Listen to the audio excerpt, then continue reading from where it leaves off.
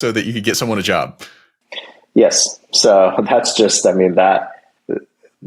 what I took out of that conversation is that she did not need somebody that was going to be, selling her house. And obviously I could have sold her house. I would have loved to sell her house, like put a sign in the yard and do our part. But that's really that's not what she needed. She needed somebody who's going to help her kind of do something better in life.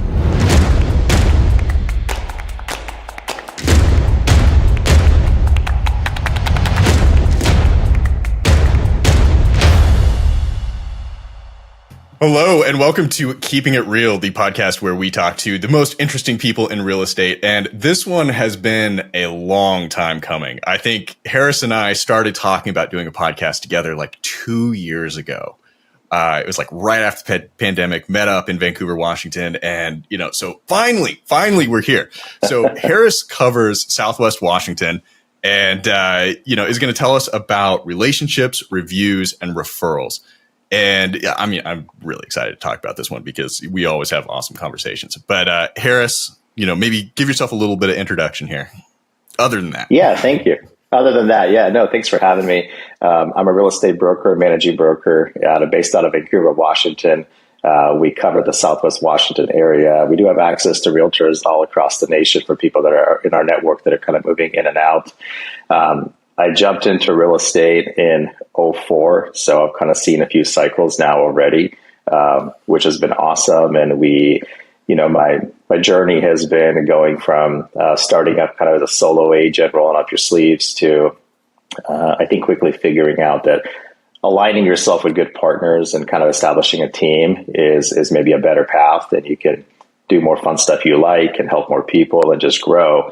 And that's worked out awesome. Lined up with some really good people that are on our team. And we've closed over 1,400 homes in the area. So it's fun to drive around town and be like, hey, sold that one, helped that one, got that one, sold that one. So just a lot of history there. And we just have fun doing it. So it's a great market and it's a cool profession to be in.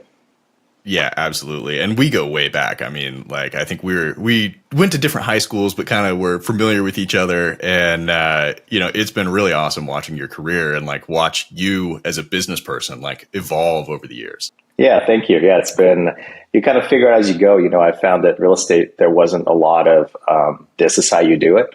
It was more, most brokerages are mainly concerned with hey, let's get you licensed so you're legit to work, and then go get it, Bubba.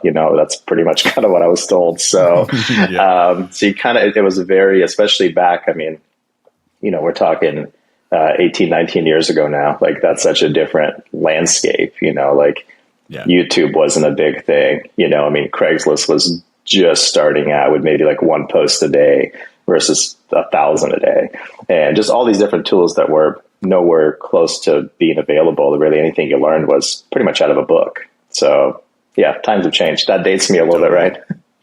Well, I think that's a great segue into the meat of what we want to talk about here. So, walk us through relationships, reviews, referrals. And this is the core of your business. I think it's about one, you work with people you like, so you kind of want to talk to them, right? I think that's step one.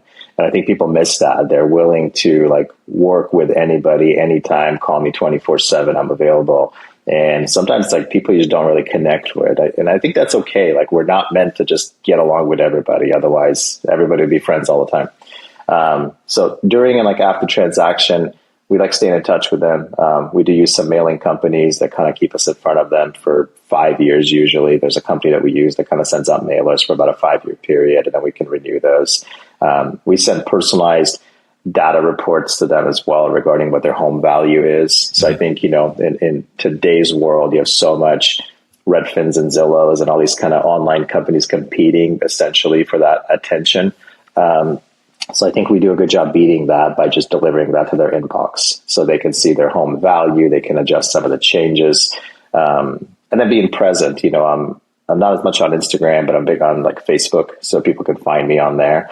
But there, I'm just really engaged with what people are doing and saying.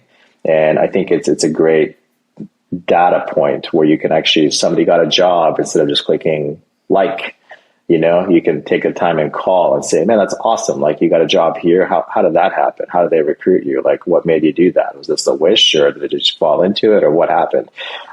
Same for other life events, like somebody's having a baby or they're moving or anything down to selling a car, or buying a car. Like one thing we do anytime somebody buys a new car, we always send a card. We got like a lot of these, so we send these out, and people get a card in the mail that says like, "Hey, congrats on your new car. Only thing better than a new car is a free cup of coffee. Get that on us."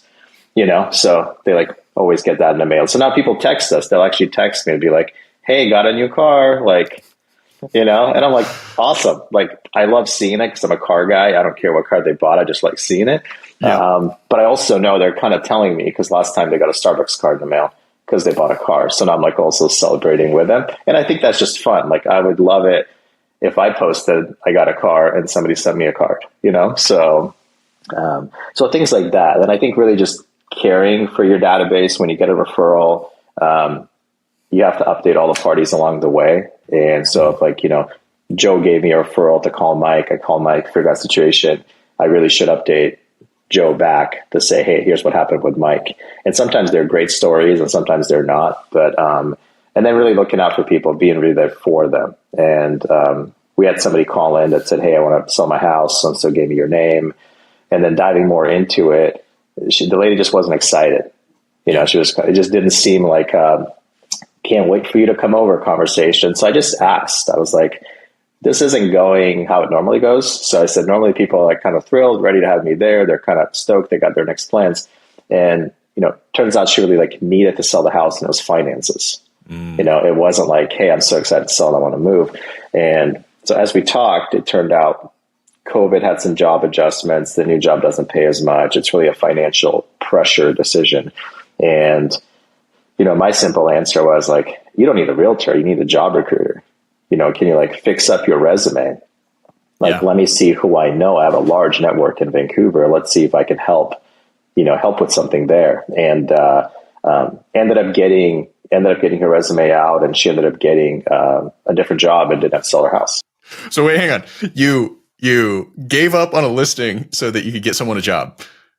Yes. So that's just, that's what I took out of that conversation is that she did not need somebody that was going to be, selling her house. And obviously I could have sold her house. I would have loved to sell her house, like put a sign in the yard and do our part. But that's really that's not what she needed. She needed somebody who's going to help her kind of do something better in life, because really only wish she had to move was because of financial position. So that was, and there's numerous examples of that. We had a gal that had to sell her home and move into an apartment situation, just do like family things. And, but then I saw that she posted something like, man, I really miss my backyard, because in my backyard, I could sit there and have a cup of coffee and it was like peaceful.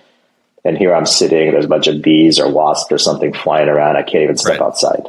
So I was like, man, that's too bad. Like, too bad she's not enjoying her current situation. But instead of not doing anything about it, we delivered her like the wasp catcher, So then it's like that took care of that. And then a couple of days later, she's like, oh my gosh, like, my realtor sent me this, and now I'm enjoying my yard. I'm coming back to my coffee, like how fun for me. But so I think you can just listen and then see how you can engage. That's meaningful and also personable. Really, those people said, hey, we really like your approach, and you weren't pushy and everything else. Like, we have a friend that's selling or wants to sell, or they're trying to do the same thing that we do. And I was like, oh yeah, sounds great. Let's do that.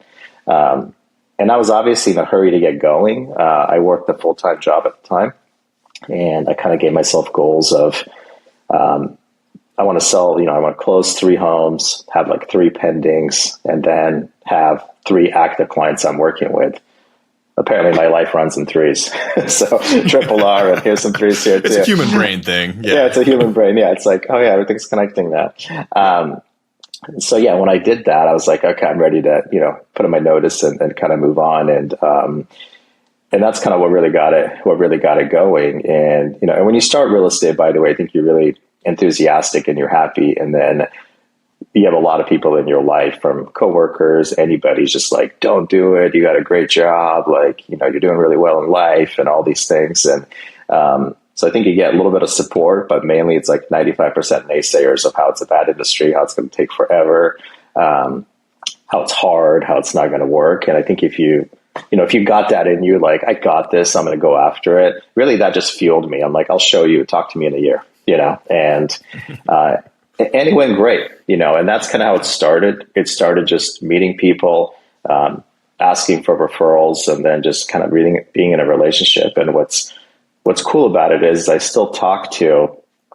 literally still talk to those people, like, that were my first 5 to 10 for sale by owners that I connected with and helped sell their homes. Like, we literally still talk today, 18, 19 years later, like, how's this, how's that? And it's been fun for me to, watch their kids grow up and do things in life. And, now those kids are off to school, picking colleges, and they're watching me be on this side, right? Like, watching my journey of having a kid, us living, and things like that. So I kind of figured out that, relationships are just a better way to go, where I think if you can get direct connections to people, then, you're going to have more fun in the business. It's going to be just more enjoyable. You work with people you like, and it's just a lot better.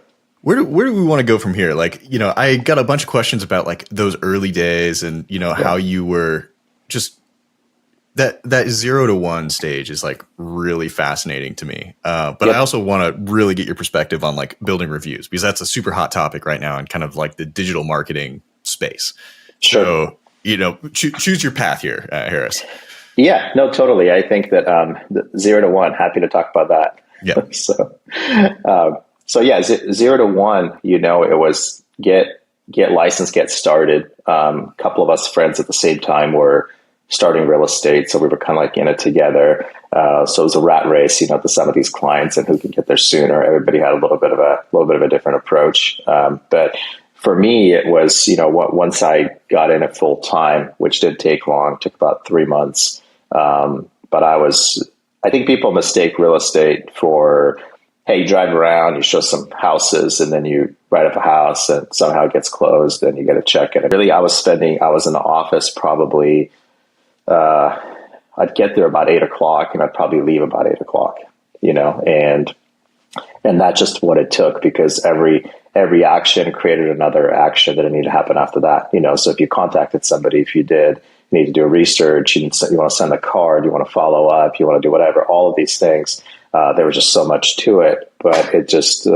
that's kind of what it took. And there's plenty of people coming in way later and leaving way earlier. But, for me, it was like a path of, like, I really want to do this and I really want to get there. And ended up awesome. I sold 20 homes that first year, which was a great amount to actually, like, get people to trust this kid, who looked like, I had people tell me, like, did you just leave prom? Like, that's how young I looked. And, so I think it takes a lot of no's to get over that. So I think that you kind of have to go into it knowing that, there's somebody that I talked to that was a for sale by owner, and, we talked on the phone 3 or 4 times, and he said, yeah, sounds great. Let's just do it. Like, he's like, you finally wore me down. You got me to a yes. And I was like, hey, awesome. See you at 10 or whatever. And I showed up and he opened the door and he's like, you're Harris? And I'm like, yeah. And he's like, man, you're way too young to sell my house. Sorry, man. Like, get out of here. And he just closed the door. And I was like, oh man, that sucks. I was like, come on, like, we're good, right? I can do this. And, so anyways, that's obviously pretty defeating, right? You're just like, that sucks. But I got back in my car and, I just called him, and I was like, hey, and he's like, yeah. And I was like, hey, it's me. And he's like, I know, and I'm like, you don't have to like how I look, man. I left the contract under the doormat. Why don't you just sign it and I'll be on my way? Like, you don't have to like how I look. I can do the job. And he was like, okay, you're resilient. Come back in, So, ended up selling that house, and that turned into, multiple kind of home sales and relationships over the time. But yeah, it's part of what it took. I think some were, hey, I want to buy a home, and it's kind of easy, with as far as their wish list and how it goes, and others you had to work really, really hard. And, one of the funniest stories of my first year was I got out of, retail just because it was kind of volatile industry. I didn't really enjoy it as much. And you could get returns, somebody would buy a computer and bring it back and you're like, oh, sorry, like somebody returned it and usually another associate stole your sale or something happened. So when I was telling people when I got into real estate, I was like, this is awesome because like there's no returns. You just sell a house and there's no return.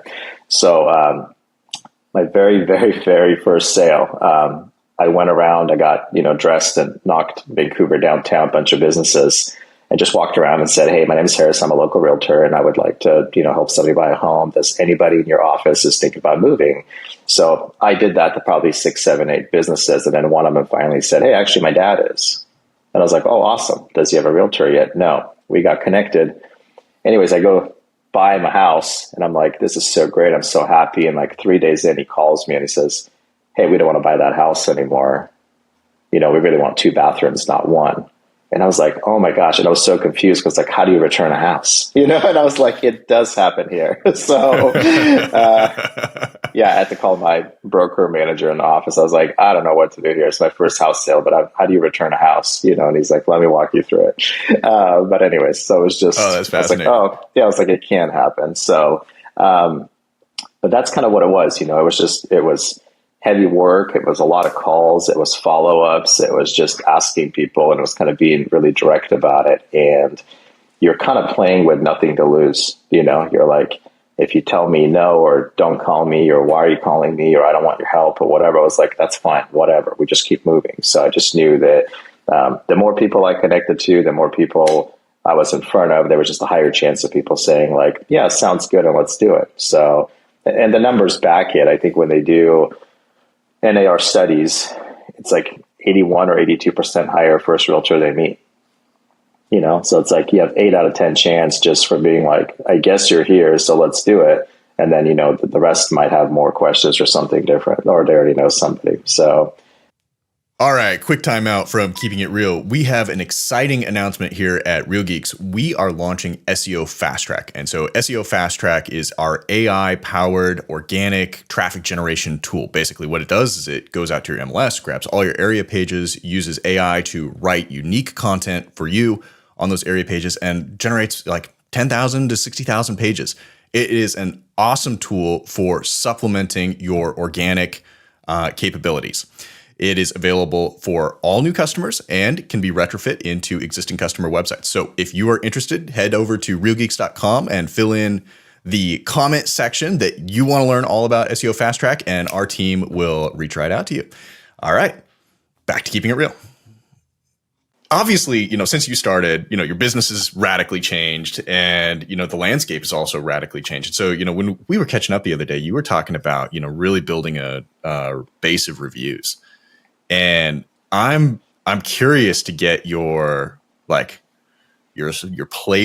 on, how you do this, especially since the other thing you mentioned was that, a lot of people are coming into the area and finding you online. And so I'm guessing these things are connected. Yeah, they totally are.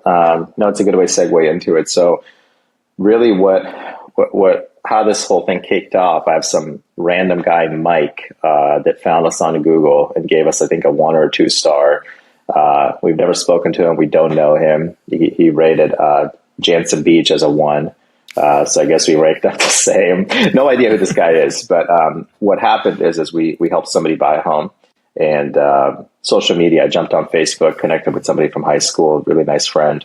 And we haven't seen each other forever. And she's like, hey, you're in real estate. Oh, my gosh, like we're thinking about moving. We did the transaction. She's like, I'm going to leave you, a Google review. So she left like a 5-star review. But then when we looked, we're like, who's Mike? And all of a sudden it's like a small review there. So we said, hey, let's really, when people look, we need to change how this looks, the landscape of this and the presentation of it. So let's really get after it.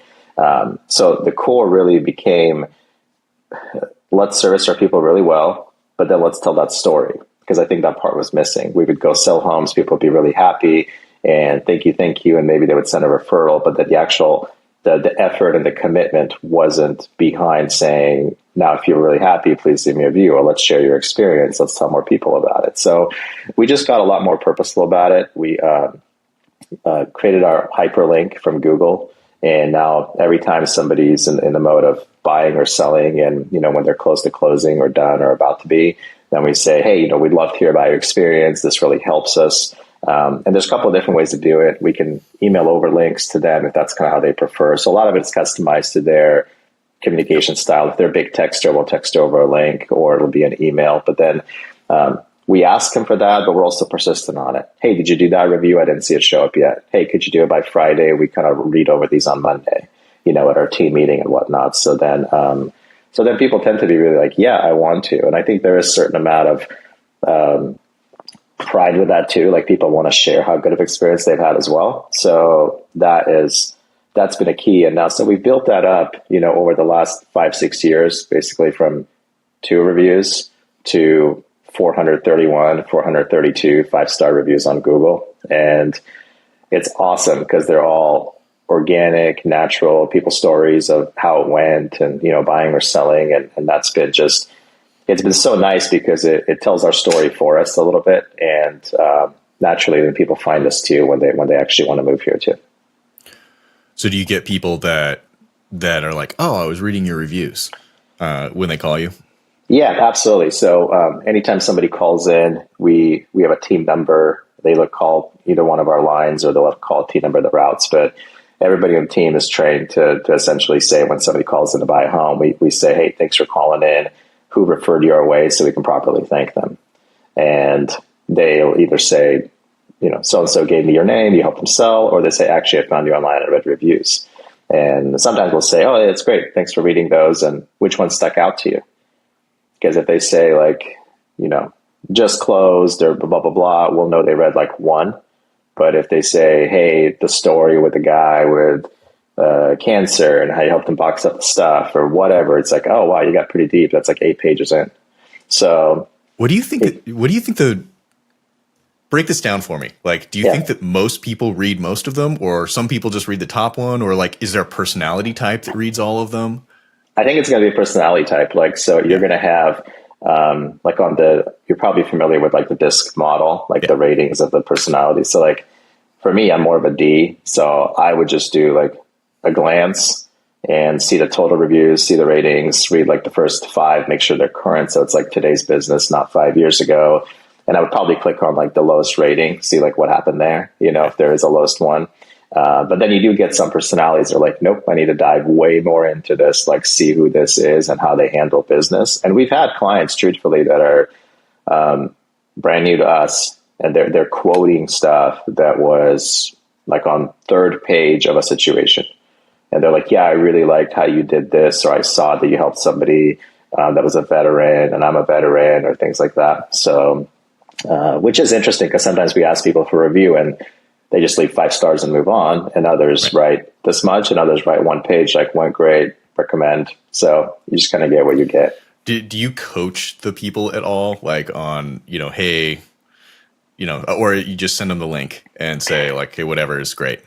Yeah, we just send them the link. And if I ever send a link out, the only thing I really coach them on or excited about is I'm like, hey, if you worked with, Scott or Manny or Summer, please mention it by name. We just want to share credit or say who you worked with, just because I love reading him personally, because I'm like, oh man, he did so good or she did so good. Yeah. But I'm like, hey, it'd be cool if they actually put, so-and-so on the team. We obviously work together, but I think it's great to provide credit to that person. So that's really the only nudge I give is hey, if you worked with so-and-so, hey, mention it by name, please. Right, exactly. Well, and so for everyone listening out there, I think one of the key tips here is have that link on speed draw, right? So and this actually, it's not just for real estate agents. Real Geeks does this as well. If you call into our support team and you have a really great experience, the support team will probably send you a link to our Google reviews page and say, hey, can you leave a good review? And we also love seeing those those reviews. It's oh, this person on the support team, totally solved my problem. They're usually great stories because it's I had this problem and they fixed it for me. Yeah, I think it's important. It really tells what you did, because I think to a lot of public, it's, called the realtor, found a home, looked at homes, gave me keys. And there's really a lot more that kind of happens in between that. And some are fairly tricky and some are a little bit more straightforward. But I think it's great. I think a huge part of this business is retention of clients and retention of loyalty, and building some type of wall around your network and kind of protecting that. And I think part of that has to be retelling your story. So somebody who used you 5 years ago sees either on the web or social media or wherever that, hey, I used him 5 years ago. I loved it. And look, people are still loving him today. So like nothing has changed. You can expect same or better service, more personalized approach, and still, thriving kind of in all of the markets. Yeah, definitely. I like this aspect of, telling your story almost through Google reviews. It's kind of an interesting thing. And I'm thinking about like, I think, I think especially like, having worked with you and know that, also, kind of you're the deal maker, right? Yeah. Like, and having you there at the clutch, when you're at the negotiating table is definitely like a unique part of your, selling proposition. I guess I'm trying to say it's like that. That's probably really good for you to like build that moat, right? Because you're right. Anyone could go, okay. So maybe this is the thing I'm trying to connect it to, right? So everyone's talking about the NAR lawsuit, right? And, if buyer's agents are going to change or what's going to happen. And, there's sort of like a lot of fear, uncertainty, and doubt about like, is the perception of, customers in the real estate industry just that like buyer's agents just like open doors and show houses, and it seems like you're already ahead of the curve on trying to like build that like defendable position that you bring real value to the situation. Yeah, it really we are. And that's been super purposeful. It's been over time, saying what we do, not being defensive about what realtors do or don't. We're just like, no, we'll showcase it. You're going to walk away going, wow, you did a lot. Wow, you were knowledgeable. You were resourceful. You were available. Your team did X, things like that. So I think once you do those things, it just puts you in such a better position to be needed and be valued. And we can tell, I mean, we're 87% referral based. So that's a crazy statistic for our industry, because most people are like, hey, needed you once and you did your job and see you later. And we're 87% referral based because we focus on the relationships. We focus on like knowing what's happening in people's lives and events. And we're just in front of them, I think, in a different way that is making us relevant to their life, even 5 years after they bought or sold a house. So it's not just in that instance kind of where, where they need you and they don't need you anymore. Right. Okay. So talk to me about this is the third R, referral, and your, huge referral base. And I'm also kind of a little bit interested because I vaguely remember you're a Follow Up Boss user. Yeah. And so I'm kind of interested, like, all right, how are you cultivating these referrals, and like, does your technology have any role in that? Technology actually has not as much of a role as you would think. So we're kind of, I would say, a light Follow Up Boss user. Like actually our favorite feature there that we use is actually really simple. It's, database tracking and autoresponders, so we can get a random online, inquiry of some sort, then essentially the AI can engage and say, hey, thanks for asking about that. When's a good time to chat? So if we're in a meeting or something like that, then the client's already getting attended to, and it's like, hey, call me at 4. We could just call at 4. So that's probably helpful there. But referrals itself, we're just open and direct. We just say, hey, now that we helped you buy a home, that kind of makes us unemployed. So who else do you know that wants to buy a house? And people usually say, well, I don't know, let me think about it or whatever. And then we'll say something like, well, hey, now that we've talked about it, or now that you're buying a house, you're probably going to go to work and tell people you're buying a house and you found the one. Then, Joe across the table is going to say, hey, I'm starting to look too. And hey, please ask if they need a referral reference. We really appreciate it. So we'll just ask directly that way. And then same when we sell somebody's home. Now that I've sold your home, have you talked to any of the neighbors? Or any of the neighbors talking about moving? Who else can we help? Who else do you know? So we're just consistent on the ask. And I think by doing a good job for them in that moment of selling the house, but also maintaining the relationship and friendship before and after, it's really normal. So it's like not an abandoned database call, like, hey, I haven't talked to you in 10 years, but who do you know wants to buy or sell a home, right? Like that's terrible. We never want to make those calls. So I think just having a strong foundation and a good relationship with them just puts us in a position to go, hey, who do you know wants to buy or sell? And I think that's where we do better than the majority, because I think if you're truly listening to real estate agent conversations, they always say stuff like, keep me in mind, think of me. Like it's very like kind of loosey goosey up in the air. It's not direct. Like, Chris, who do you know is thinking about moving that I can help? Right. Like, it makes you answer like yes or no. And it's just a good question. And I love it because when somebody calls me and asks me the same, I'm like, hey, let me think about that. Oh yeah, call my friend, whatever. And so I think that helps. And we've done a great job associating ourselves with different professions in town. So people just know to call us. Hey, my car broke down, a mobile mechanic that can help me. Hey, my fence is falling down, who can help? Hey, I got a leaky gutter, who can help? This other person can't fix it. It's like, oh yeah, I got a guy, let me send him over. I think that goes back to building a fort around your database. One of the things that's always struck me about you is like, you're very intentional, about a lot of the way that you think about your business. And I guess I'm curious, especially this is maybe zooming all the way back to like that 0 to 1, you're working at Circuit City, like, and you said you dove into real estate and it took you 3 months, but like, yeah, a lot of times, when you and I are nerding out about like, marketing and stuff like that, you have, I think you could fool people that like you didn't go to business school, And so where did you learn, like, where were you picking up all this information? Like, how was it seeping in? Because it seems like you intentionally chased it somewhere. I think it's just following the paths. I think you can start putting the dots together. You're like, okay, what works and kind of what doesn't work. But also I lean heavily into what feels natural to me, which isn't always the best way. Sometimes like people are like, well, I don't like to do that, so I won't, and then they fail and the business goes out of business. But so I don't think you can always do that. But I think here, I think just being relationship based and being connected to people is something that really spoke to me. And I just thought, you know what, if I talk to enough people, I do a good enough job, I'm intentional with what I do and how I spend my time, I feel like I can share a good message. I can share a message of success, of being their advocate and being in front of them. And I just need to do that like purposefully. So, and that comes down to like, you don't say, hey, keep me in mind. You say, who do you know? Like, right. It's a very purposeful question, but that's also going to get you names and introductions a lot quicker than. So how did that realization, was that a sales tactic that you had learned kind of in the retail world, or was that just something you naturally evolved into? Like, how did you arrive at that? I believe it was trial and error. I think that when I was just prospecting and trying to get in front of people and be like, hey, I gotta, I need to get 3 listings, right? Because like I'm trying to quit my job.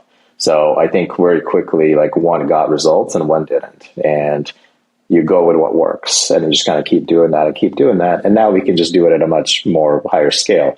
So instead of trying, to talk to 5 people, we can talk to 50 people and so on and so on. So I think you just get faster results that way. But I think also listening to clients and like seeing who our clients are. We talked a little bit the other day about, more casual approach, like kind of mirror matching and being more with your peers and your people and stuff. And once we really got after the reviews, we really got after branding too, right? So like Harris Realty Group shirts, sweatshirts, gear, signage.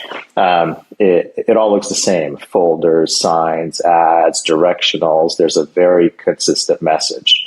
And I think people notice it. So we get pictures of our signs. Hey, I saw you have a house here. So just, it's becoming a recognizable brand, but more importantly, the treatment of clients and people in the community is behind that brand. So I think when people see that, they're like, oh yeah, they're the best, or that's the story that they tell. And then that also connects with our reviews and just our public performance, if you will. And then they can kind of see that and then just give us support. Yeah. So maybe just dive into that a little bit as well, because I mean, the other thing that's interesting is, it's Harris, it's your first name, and it's not your face. For anyone that's on the audio version, it's a great, simplistic, like black and white roofline logo. So how did the thoughts on branding like evolve? Was there an aha moment or a reaction into one specific event, or again, was this like a slow evolution, trial and error?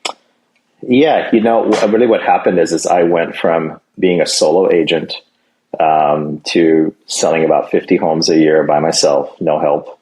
And, and that was a lot. Now I lived a great life. I lived a great schedule and whatnot. And patting myself on the back. I think the fruits of good labor, of like, hey, call me if you need something. Hey, let me help you.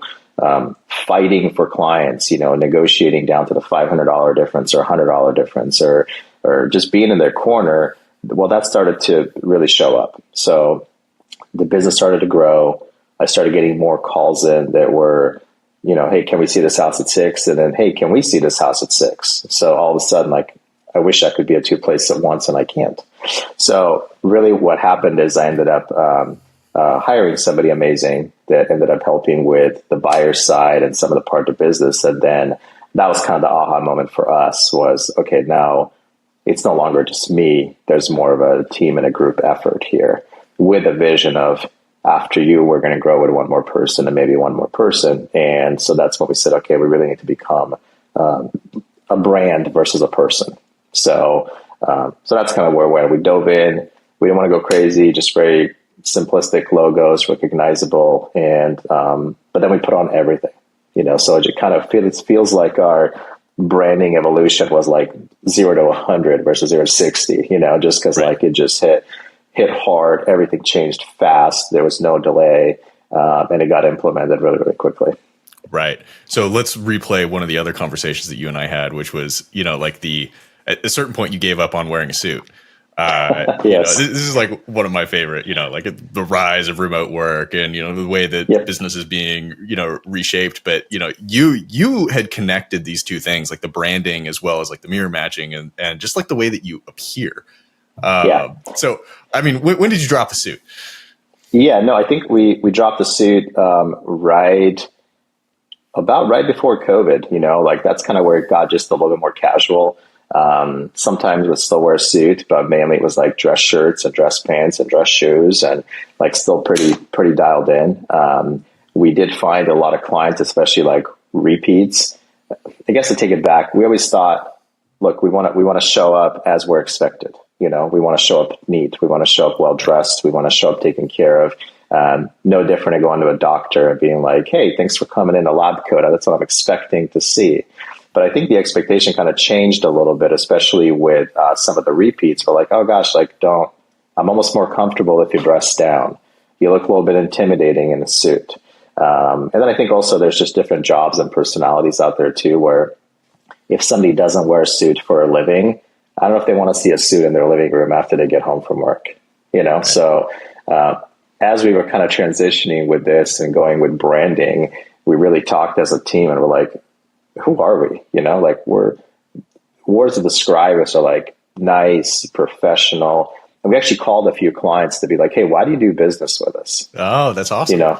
What has you come back? You've done 4 or 5 sales. We kind of almost did like a little study, if you will. And nobody really said dress nice. Yeah. Nobody said where's a suit. It was all nice, professional, approachable, understanding, caring, like all these different words. And really what we ended up coming with was like, we need to also have those descriptions kind of fit our look. So it was just perfect timing with getting more after branding, establishing logos, kind of going with everything on that. To then we went just a little more casual route with sweaters and some dress shirts and just being a lot more approachable. And we had really positive and great success to that. So now it's almost a joke, even with some clients that maybe we helped like 10 years ago. And then we helped with like last year. They're like laughing about like, oh yeah, I used to when you wear a suit and I wore a suit too. Like if they're like in finance world or something, they're like, haha, it just changed so much. So, and then I think too, COVID, right? COVID had a slight play in that too, with just people working from home, that you would meet a buyer on their lunch break or something like that to look at a property or go meet a seller. And they're just home in their pajamas, walking around the house versus like coming home from work and dress pants and stuff. So, we found it great. It's actually nice. I think we're more approachable. It's a little bit more casual, and we still display our competence and confidence in the market, and we can do it in a sweater versus a suit.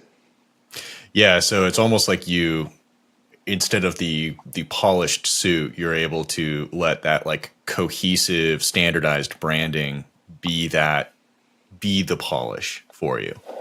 Yeah, absolutely. Like our new photos, looks so great, you know, and we're all in sweaters. We're just like, hey, we're just having a good time. We're in a sweater, and like we're casual, we're nice, we're approachable, and what you see or hear is what you're going to get when we come to your home. So I think it's been a nice change too. Nice.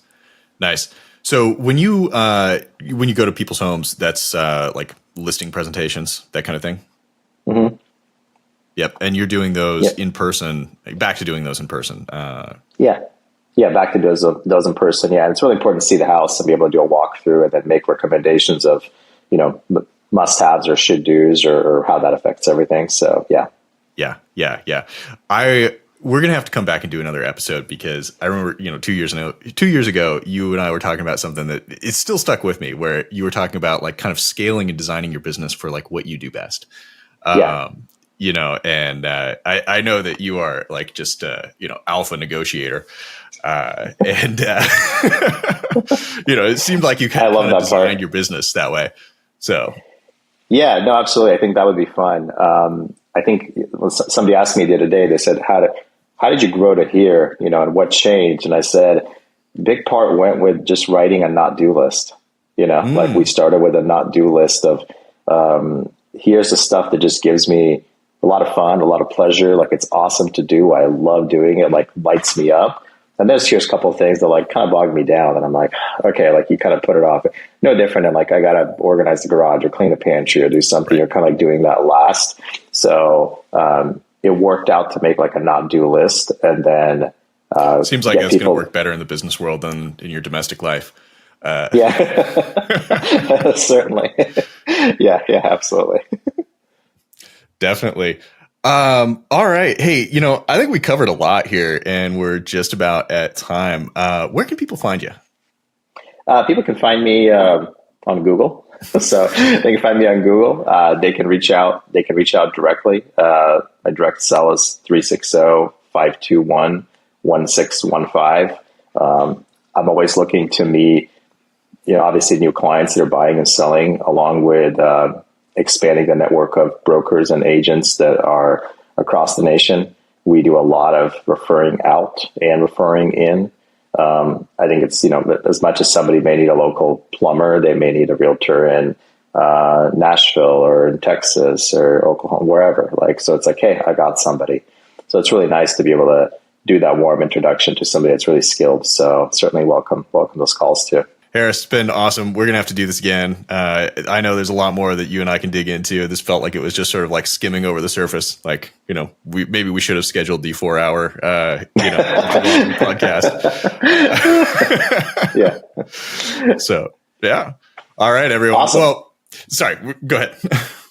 No, this was it. Great. Thanks for having me over. I really, I love these conversations just because I think in the world of real estate, there's so much lead chasing and how do I do it and how do I do this and that. But I think being real with your database, being in front of them can really change the way people do business. And realtors are always looking for like a magic pill, like something to do different or something that'll solve all systems and make their business better. But I think at the end, it's really, it's between them and people they know, and just like how they reach out, how they service, how they stay in touch.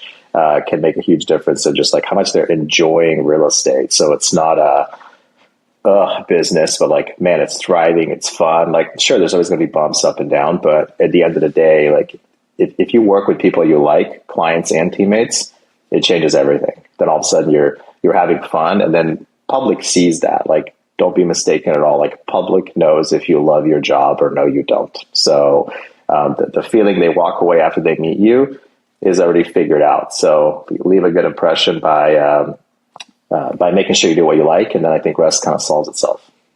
Awesome. That is a great recap. All right. If anyone is watching this and has questions for, you know, us or Harris, like leave them down in the question field below, hit that thumbs up, subscribe, and we'll catch you on the next episode.